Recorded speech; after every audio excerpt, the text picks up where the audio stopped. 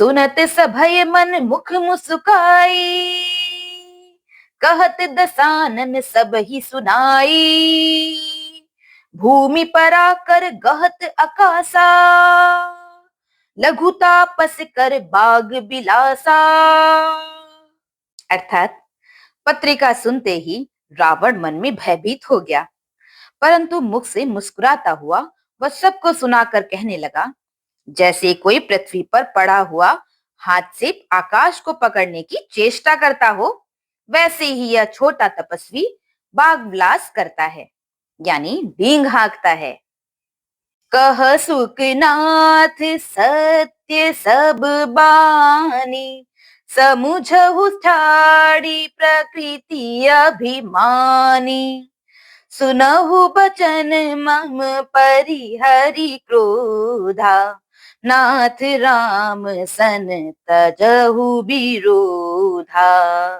अर्थात शुक यानी दूत ने कहा, हे नाथ, अभिमानी स्वभाव को छोड़कर सब बातों को सत्य समझिए, क्रोध छोड़कर मेरा वचन सुनिए।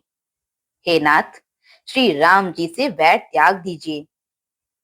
अति कोमल रघुबीर सुभाऊ, यद्यपि अखिल लोक कर राऊ। मिलत कृपा तुम पर प्रभु करीहि, उर अपराध न एक उधरीहि। अर्थात यद्यपि श्री रघुवीर समस्त लोकों के स्वामी हैं, पर उनका स्वभाव अत्यंत ही कोमल है। मिलते ही प्रभु आप पर कृपा करेंगे और आपका एक भी अपराध वे हृदय में नहीं रखेंगे। जनक सुता रघुनाथ ही दीजे, इतना कहा मोरे प्रभु कीजे। जब तिन कहा दीन बैदेही, चरण प्रहार कीन सठते ही।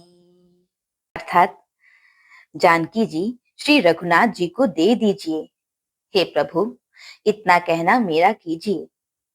जब उस दूत ने जानकी जी को देने के लिए कहा, तब दुष्ट रावण ने उसको लात मारी। नाई चरण सिरु चला सुतहां, कृपा सिंधु रघुनायक जहां। करि प्रणाम निज कथा सुनाई, राम कृपा आपनी गति पाई। अर्थात वह भी विभीषण की भांति चरणों में सिर नवाकर वहीं चला जहां कृपा सागर श्री रघुनाथ जी थे। प्रणाम करके उसने अपनी कथा सुनाई और श्री राम जी की कृपा से अपनी गति यानी मुनि का स्वरूप पाई।